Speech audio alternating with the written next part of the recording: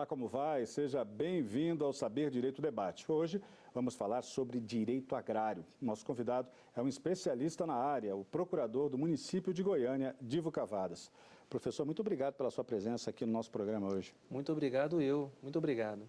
Me diga uma coisa, como é que o direito entrou na sua vida? Essa é a pergunta-chave sempre aqui na abertura do programa com os nossos convidados. Não, o direito entrou na minha vida principalmente pela formação acadêmica que eu tive desde o ensino secundário, né? Eu fui criado praticamente em um colégio católico e sempre estimularam muito o estudo de matérias ligadas às ciências humanas e sociais aplicadas. Durante muitos anos eu estudei história, geografia, temas que sempre se conectam de alguma forma à matéria da ciência jurídica. Então, quando chegou lá para meados do meu ensino secundário, eu já optei por ingressar no direito, embora seja o primeiro advogado de minha família. Minha família ela não é da área jurídica, mas por uma questão de vínculo intelectual, eu acabei seguindo para a área do direito. Ninguém próximo da família também era advogado? Ninguém próximo. Inclusive, eu sou o primeiro advogado de minha família e o segundo a deter ensino superior completo. O primeiro foi meu pai na área tecnológica e logo depois eu na área jurídica, me tornando advogado. E como é que foi o seu período na faculdade? Qual a importância dos professores que o senhor teve? A importância foi fundamental. Por eu ter me formado na gloriosa Faculdade Nacional de Direito, a UFRJ, muitos dos meus professores são, até hoje, teóricos juristas reconhecidos na Escola Jurídica Carioca. Então, eu tive contato com grandes juristas desde a época da faculdade. Então, eu sempre fui muito ligado, não apenas à temática da advocacia, seja a advocacia pública por eu atuar como procurador, seja a advocacia privada por atuar como consultor e parecerista, mas principalmente com a área acadêmica. Eu acho que foi fundamental a minha passagem pela Universidade Federal do Rio de Janeiro, pela UFRJ, para que eu me decidisse em seguir pela área acadêmica, pela área de pesquisa, de produção de artigos científicos e da prática. A gente sempre tenta contextualizar a teoria com a prática. Eu sempre costumo dizer que a teoria dissociada da prática é a letra morta. Então, a gente sempre tentou buscar, no âmbito teórico, temas de natureza eminentemente prática na ciência jurídica. Algum professor em especial merece um registro? Ajudou também o senhor na definição por um caminho no direito? Um professor que certamente ele vai se sentir um pouco surpreso, né? Mas se ele estiver assistindo ao programa, ele foi fundamental para a minha opção pela área acadêmica e por temas ligados à prática, né? É o professor Leonardo Greco, grande processualista civil no Rio de Janeiro, foi meu professor durante vários períodos na faculdade de Direito Processual Civil. Então, isso sempre me puxou muito para temas envolvendo não apenas os aspectos de direito material, mas também de direito processual, aquilo que a doutrina antigamente chamava de direito adjetivo, né? E esse professor ele sempre foi muito tradicional. O professor Leonardo Greco merece certamente uma menção de congratulações da minha parte por ter me sido bastante útil na opção por um caminho teórico, porém ligado sempre a aspectos práticos do direito. Depois de formado, como é que foi? Depois de formado, eu praticamente saí da faculdade e entrei em um fórum, né? Eu já militei na advocacia. Muitos colegas meus, até hoje, e é uma prática comum, eles estudam e acabam não militando tanto para se concentrarem nos esforços para passarem em concursos públicos. Eu optei seguir um caminho inverso. Eu fui primeiro pela prática e por isso meu apelo pela prática. Eu já iniciei a minha carreira militando na advocacia e também estudava para concurso público nas horas vagas. Então, acho que isso foi fundamental até mesmo para a construção de um perfil mais proativo como profissional, tanto no serviço público quanto na iniciativa privada. E em que áreas o senhor advogou? Eu, no Rio de Janeiro, antes de eu me tornar procurador do município de Goiânia, eu era advogado de uma empresa estatal federal, que é a Autoridade Portuária do Rio de Janeiro. Então, quando eu me formei na faculdade, eu fui muito ligado para a área do comércio exterior, do direito marítimo. Então, eu advoguei muito nessa área, principalmente ligado ao escoamento de produção, tanto a produção agrícola quanto a produção de mercadorias no ambiente urbano, sempre ligado ao comércio exterior. Então, isso acabou me levando para aspectos mais ligados à economia do nosso país. Então, quando eu me tornei procurador do município de Goiânia, o primeiro ponto que eu pude observar, até pelo fato de Goiânia estar no centro do país e não ser banhada pelo mar, era de que forma eu poderia conjugar o conhecimento que eu já tinha e conectar esse conhecimento que eu já tinha com a realidade social e local de onde eu me encontro hoje. E, naturalmente, eu acabei me encaminhando para o direito agrário. Já tinha algumas ações no Rio de Janeiro na área do direito agrário, mas se tornou algo mais significativo na minha vida quando eu me transferi para Goiânia. Hoje, em Goiânia, como é a sua rotina de procurador do município? Hoje a minha rotina de procurador do município é bastante puxada. A nossa procuradoria, ela iniciou em 2016. O primeiro concurso público da história do município de Goiânia foi em 2015. Então, eu queria inclusive deixar registrado um agradecimento a todos os meus colegas da procuradoria. Eu sou da primeira turma de procuradores do município de Goiânia. Deixar registrado, inclusive, um agradecimento à nossa associação, a Associação dos Procuradores de Goiânia, que são verdadeiros guerreiros. Nós lá fazemos coisas que tomamos conta de demandas extremamente complexas no município. Eu lá fico na área de contencioso civil e empresarial.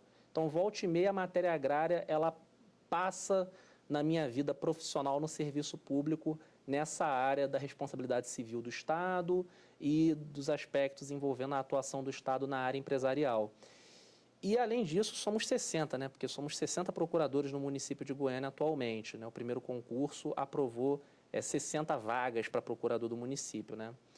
Então, eu gostaria, inclusive, de deixar registrado esse agradecimento. A nossa rotina ela é muito puxada e, se não fosse pela união de todos os colegas em prol do objetivo comum de defender o patrimônio público, defender o patrimônio municipal, certamente o município estaria bastante comprometido e o nosso trabalho merece realmente uma menção honrosa, uma menção de congratulações da minha parte. Tá certo. Professor, vamos fazer a nossa primeira pausa? Claro, certamente. Perfeito. Vamos ao nosso primeiro intervalo aqui no Saber Direito Debate. Voltamos daqui a pouquinho. Até já.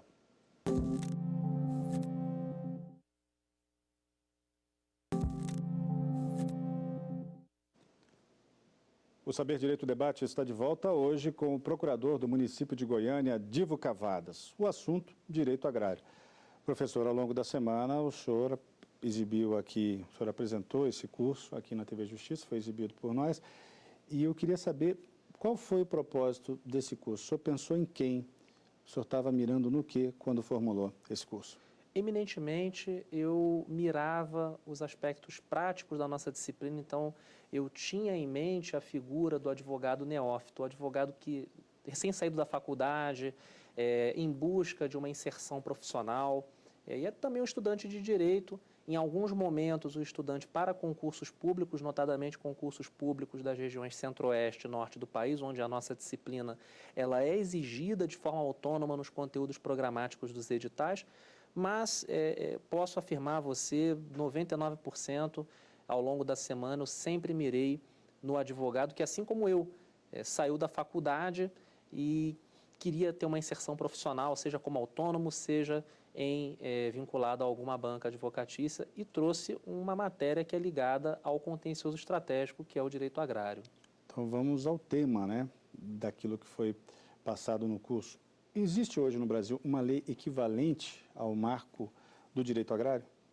Em verdade, a nossa legislação agrária ela ainda é muito tradicional. Poderia existir no Brasil, da mesma forma que existe na República Francesa, um código rural. Na França, no direito comparado, trabalhamos com um código rural, um diploma sistematizado envolvendo toda a matéria agrarista. Aqui no Brasil, a nossa legislação ela ainda é muito ligada aos anos 1960 a 1970, que foi o estabelecimento e potencial desenvolvimento do INCRA aqui no Brasil, né, do Instituto Nacional de Colonização e Reforma Agrária.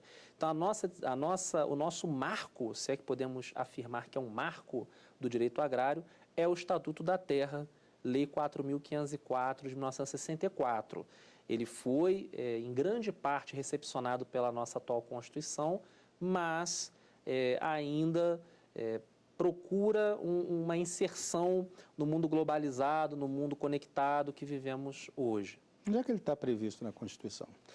O Estatuto da Terra, ele tem uma previsão, na verdade, o direito agrário, ele tem uma previsão na nossa Constituição em cima do artigo 22, inciso 1º. O artigo 22, inciso 1º da nossa Constituição apresenta uma competência legislativa privativa da União para o direito agrário.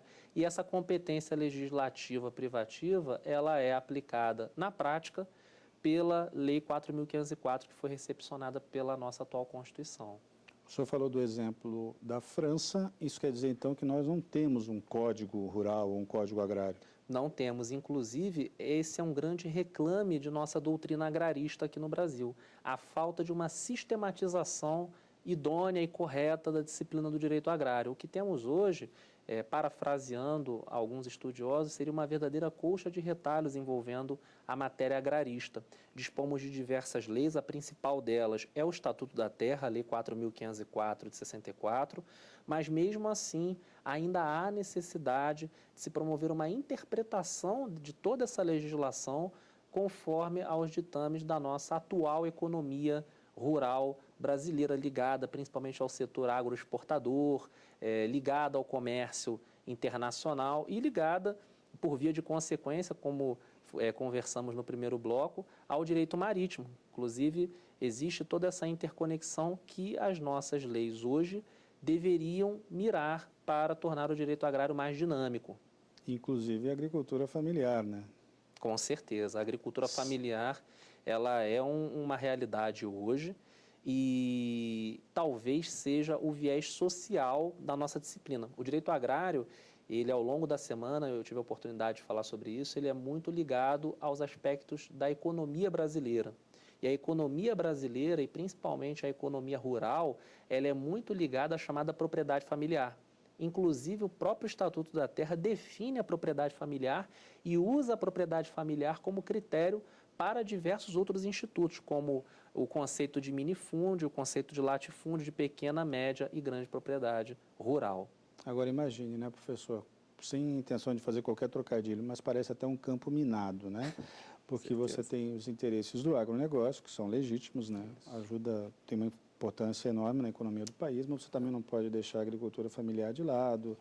Enfim, como compatibilizar todos esses interesses num código, num documento que possa regular, né, esse processo todo? É difícil, né, imaginar, né? É muito difícil. E, em verdade, a sua pergunta ela é bastante oportuna, porque hoje o maior instrumento que temos para promover essa isonomia, a gente chama de isonomia material, né, no direito agrário, é justamente o Programa Brasileiro de Reforma Agrária.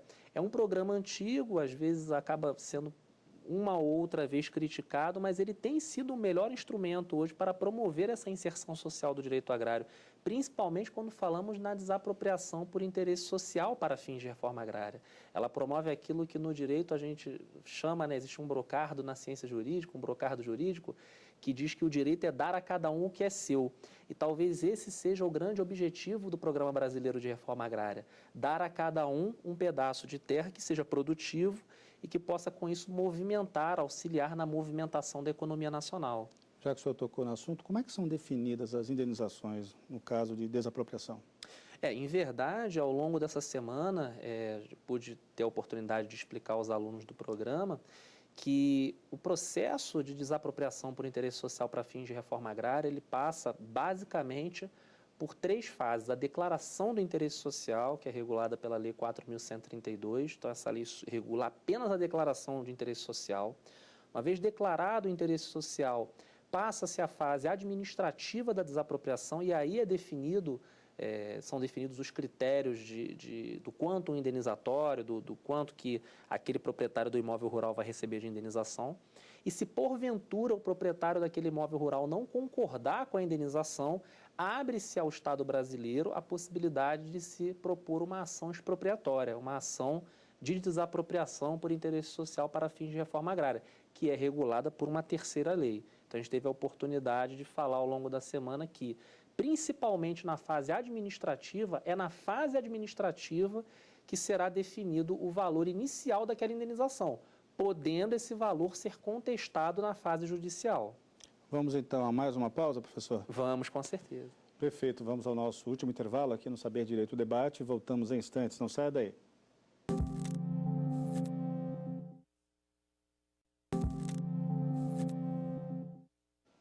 Voltamos com o Saber Direito Debate. O nosso convidado de hoje é o procurador do município de Goiânia, Divo Cavadas. Nós estamos falando sobre direito agrário e agora é o momento de falar dos livros trazidos pelo nosso convidado. Vamos abrir aqui com o curso completo de Direito Agrário de Silvia Opitz e Oswaldo Opitz. O que o senhor pode falar desse livro, para quem ele é destinado, como é que ele pode ajudar? Esse livro ele é muito interessante quando tratamos do conceito ao longo da semana de economia rural parcelária. Ele é um livro muito indicado para a prática forense agrarista. A professora Silvia Opitz, ela é procuradora do Estado do Rio Grande do Sul, aposentada, advogada agrarista na região sul do país. E o livro é um livro histórico. Foi iniciado pelo pai dela, o professor Oswaldo Opitz, e continuou com a professora Silvia.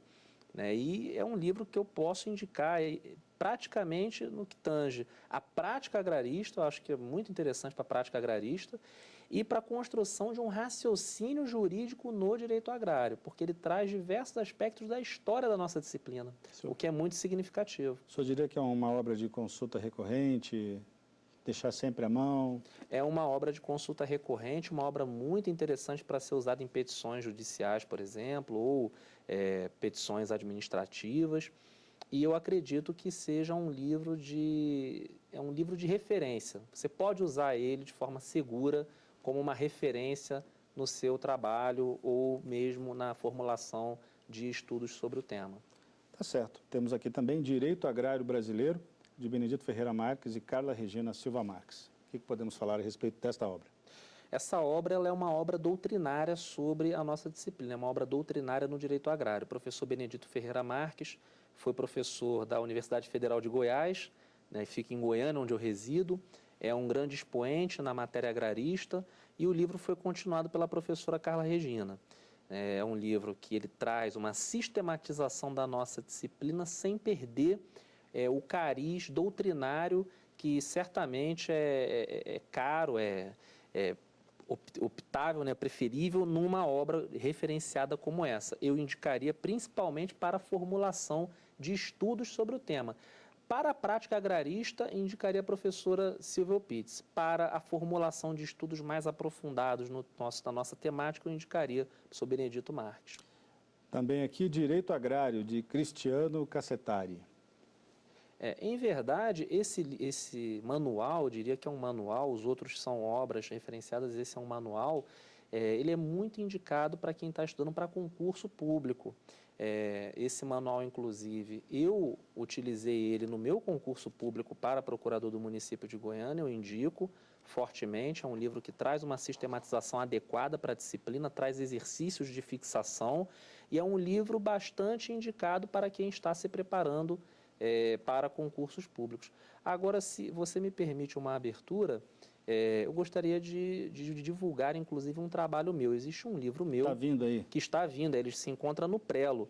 Muito provavelmente vai ser lançado em janeiro de 2018, que é o livro que eu intitulo Instituições de Direito Agrário, Aspectos Materiais e Procedimentais. Ele já está no Prelo. É um livro que vai ter uma densidade teórica um pouco maior, mas sempre voltado para exemplos práticos.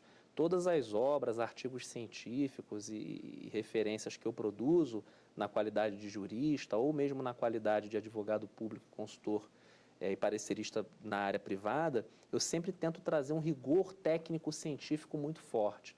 E esse rigor técnico-científico não vai ser deixado de lado nessa minha obra que está no Prelo, intitulada Instituições de Direito Agrário, Aspectos Materiais e Procedimentais.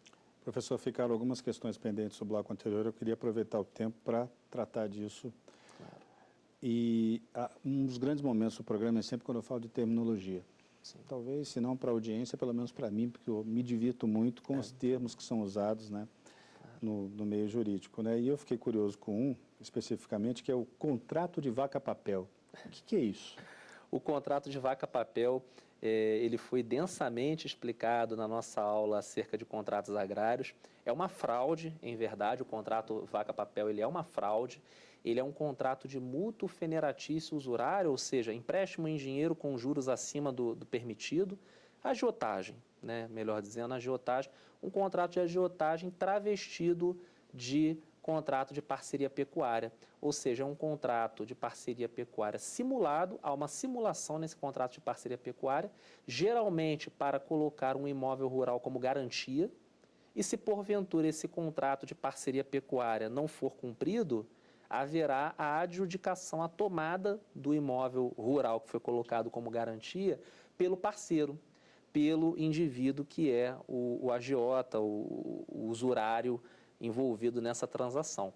É uma transação, é um tipo de contrato que ele possui uma ilegalidade tanto no aspecto civil, por ser um contrato simulado, ele é nulo de pleno direito, por ser inquinado de um vício social, né? A simulação é um vício social, então no aspecto civil é um contrato nulo, e no aspecto criminal existe inclusive o crime de usura.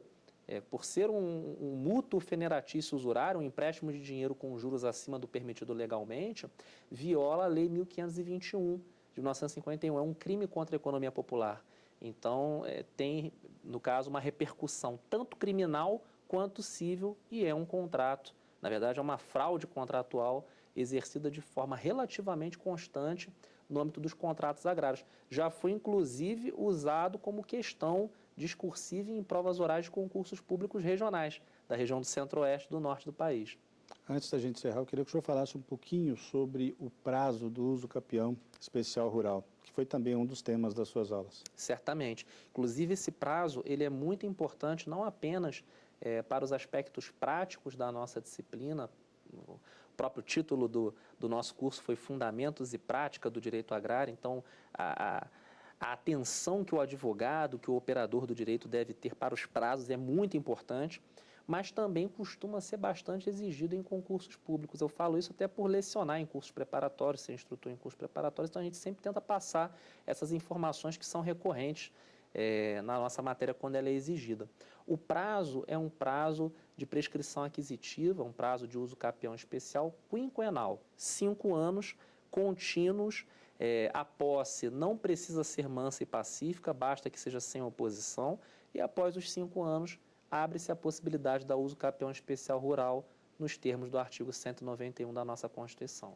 Professor, eu queria agradecer pelo seu tempo, pelos esclarecimentos que o senhor deu para todo mundo aqui. Muito obrigado, viu? Eu que agradeço, externo as minhas congratulações e meu agradecimento ao programa Saber Direito e à TV Justiça por apresentar um tema que, embora seja árido no plano da ciência jurídica, nosso desenvolvimento científico do direito agrário aqui no Brasil é bastante recente, a partir da década de 1960 praticamente, é um tema muito recorrente para a realidade brasileira.